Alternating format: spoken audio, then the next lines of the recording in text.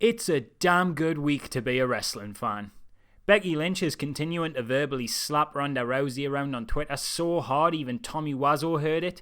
Drax the Destroyer came back to Monday Night Raw to beat up your creepy granddad. And if you're a UK fan, this week saw the wide release of Fighting With My Family, the fantastic biopic, or biopic as my mate insists it's pronounced, but I'm stubborn and refuse to believe him, of professional wrestler Paige's rise to stardom. Side note, you'll notice I said UK fans there, because this British film made by a British writer and director featuring a predominantly British cast, partly funded by a British production company and telling the story of a British protagonist's rise to success, still got released in America weeks before we got it. I know it's because it's a WWE movie, but you could have thrown more a bone with this one, lads. Yous always get films first. It makes it proper hard to be an up-to-date reviewer when I live in England. Honestly, when they make a comedy farce movie adaptation of Brexit, I reckon bloody Detroit will probably still get it about 6 months before us. Anyway, now that it finally is here, I've got to say, I fucking love Fighting With My Family. The movie, not the domestic violence. If you're a long-time follower of the channel, then you may be aware that I am a huge fan of professional wrestling. And not just for the reason that Finn Balor has abs more beautiful than 1,000 sunsets. Holy shit. That said, although my love and adoration of the subject matter definitely was a factor in getting my arse in the seat, I think that had I found myself in the cinema viewing it as someone who wasn't a fan of the format, the hilarity, heart, relatability and tenderness that unfolded on screen would still very much have convinced me to stay there. Adapted from the Channel 4 documentary of the same name, the film covers the true story of the rough around the edges but deeply loving Knight family, with particular focus on the incredible life story of Paige, the daughter of the group who, after trying out for WWE with her brother, is the only one of the two to be plucked away to fly 4,000 miles from home in a movie that forever changes the family dynamic in a way that none of them could have predicted. Now listen, when I said I loved this film before, I mean I really loved it. I thought it was absolutely astounding in almost every way, and I am almost 100% certain it's going to be my film of the year, if not definitely in my top 10.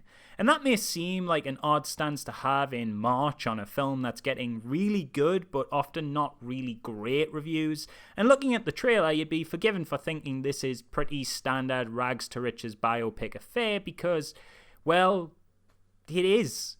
The film is extremely predictable and hits all the genre conventions in its 1 hour 50 runtime, but on a personal level, everything in this film landed with me exactly as intended. I laughed, I cried, and I came out of the screening inspired enough to break out of a dispassionate rut that has caused my recent 2-month absence. Hope you all popped for my return. Ha! Wrestling jokes. I'm fucking hilarious, me. Now, I realise this is obviously a very subjective stance, as all film reviews are, but I draw attention to the subjectivity here all the same because I realise I'm coming from the very niche perspective of a working class British kid who loves wrestling and grew up in a big family dynamic in a council house watching the literal only movie in existence that is very specifically about a working class kid who loves wrestling and grows up in a big family dynamic all sharing a council house. While I do realise that I am indeed not WWE superstar Paige, I know, who would have guessed, the relatability on this one is palpable for me. However, if you'll entertain me for a moment, I'd like to make the case as to why you may still very much love this film. Perhaps even as much as I did, even if you're so far removed from the reality it shows that you're the Ugandan prince who keeps emailing me for my bank details so that he can send me free gold. First off, the main thing you should absolutely know about this film is that under no circumstances do you need to give a single shit about dudes fighting in their undies to enjoy it. Just as Rocky doesn't need you to know out about boxing and Shaolin Soccer doesn't need you to know out about that thing Sunderland FC have gotten so bad at there has literally been a Netflix documentary made about how often they bollocks their every effort up. Fuck's sake, lads, I didn't even follow football, but get your act together, will you? Fighting With My Family does not remotely require any knowledge of wrestling. It is far more concerned with telling a story about identity, class, family, and what it feels like to be an outsider, far more than it cares to let you know who won what match at a random SummerSlam. Any important information on the format that is required knowledge is briskly explained in scenes that smoothly hide their exposition behind comedy, such as the scene featured in the trailer where someone asks if wrestling is fake, or strong character building moments, such as Paige's clash with her coach and colleagues over their opinions on the wrestling act of giving receipts, also known as legitimately smacking the shit out of someone who messes up in the ring to teach them not to mess up again.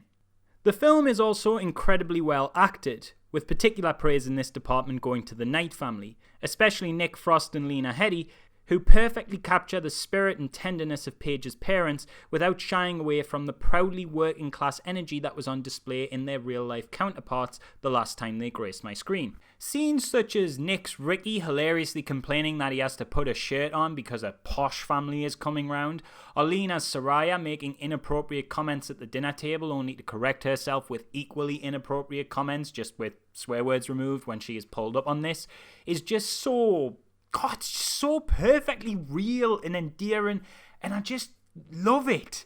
I can only hope that future wrestling biopics are cast this flawlessly.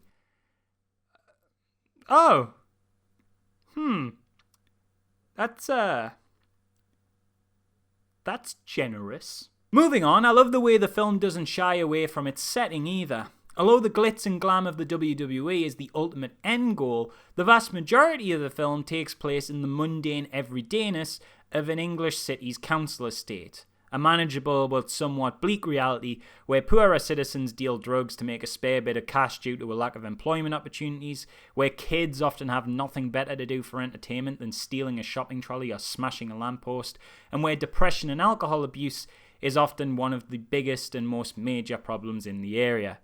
This film alludes to all of these issues, but manages to do so in a way that doesn't alienate a general audience or turn into the kind of grotesque poverty porn / human zoo of shows like Benefit Street.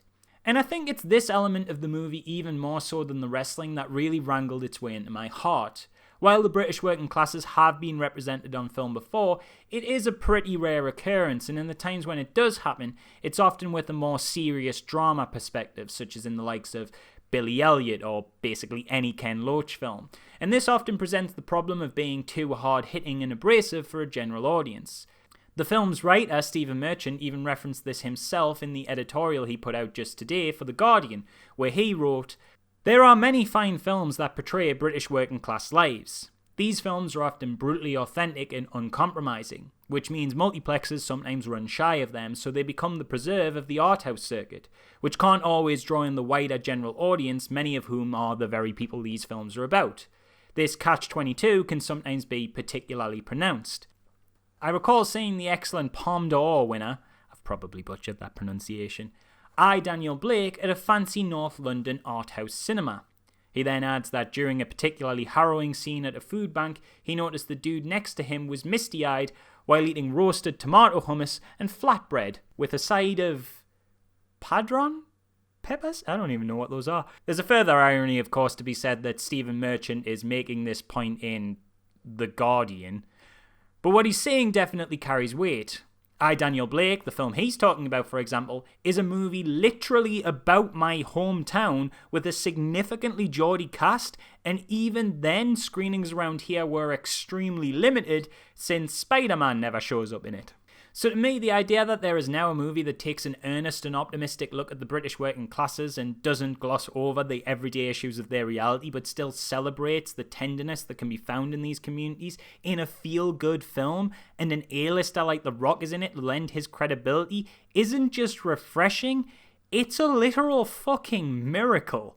The last time I saw a film about the British working class hit such a mainstream market was Trainspotting. And I love the shit out of Trainspotting, but I think there's definitely a place for a more optimistic take on these communities, one that doesn't, feature as many dead babies.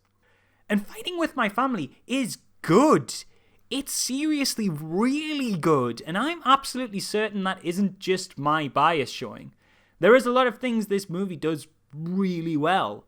The writing for the characters is really down to earth and sincere and funny, and you really feel like you know who the Knight family are by the time the credits roll. It's really good at subverting some of the cliches of its own genre. For example, what the trailer seemingly implies are the bad guy, cliche, blonde, mean girls actually aren't mean at all and are actually super nice and accommodating to Paige. And the only conflict that occurs with them comes from our own protagonist's insecurities causing abrasiveness, as opposed to them having the, look at the goth girl moment. The relationship between Paige and her brother is so human and heartwarming and grounded in reality that anyone with siblings will find it impossible to not relate to on at least some level. And it's just a great story told really honestly. Yes, some artistic license is taken with the timeline in order to make a more coherent and tidy narrative. You know, really, The Rock shouldn't be there at some times when he is. Fictional characters are added to act as stand-ins for multiple people. Wrestling fans will notice Paige goes straight to NXT and not FCW, which was the developmental brand at the time of her signing. One brother is mostly written out of the plot to give clearer focus on Paige's relationship with her brother Zach. Paige only has one tryout with the WWE instead of two. It's all just little inconsequential tweaks here and there, but it still very much captures the soul of Paige's story. And it's definitely nowhere near as notably revisionist as certain Oscar winners. Actually, speaking of Bohemian Rhapsody, I want to make a comparison here. Remember when that film came out and there was a lot of people who thought it was bad to okay, maybe even decent, and you certainly wouldn't be looked at funny for not being its biggest fan. But then there was this massive number of people who turned up in their droves, and those who liked it, Queen fans especially, really, really liked it. In spite of its predictable formula and standard biopic beat sheet, it just resonated so hard with that particular audience that the flaws just simply weren't there for them, and it was just this 5-star perfect movie in their eyes. I totally get that because this movie is my Bohemian Rhapsody. I 100% understand if someone thinks this is a 6 out of 10 fun but predictable biopic, but to me, it is so much more than that. It's flawless in my eyes, revolutionary even. And yeah, the criticism could be leveled at it that it's basically a 2-hour ad for WWE in much the same way as the same thing could be said that Bohemian Rhapsody is just a 2-hour ad for Queen, but it's absolutely not to me. It's something else entirely. Spending time with the Knight family, seeing the hardships and struggles of this council house crew and getting a glimpse into their reality, their dreams, and the sincere, genuine love they shared didn't just feel like a privilege. It felt like home.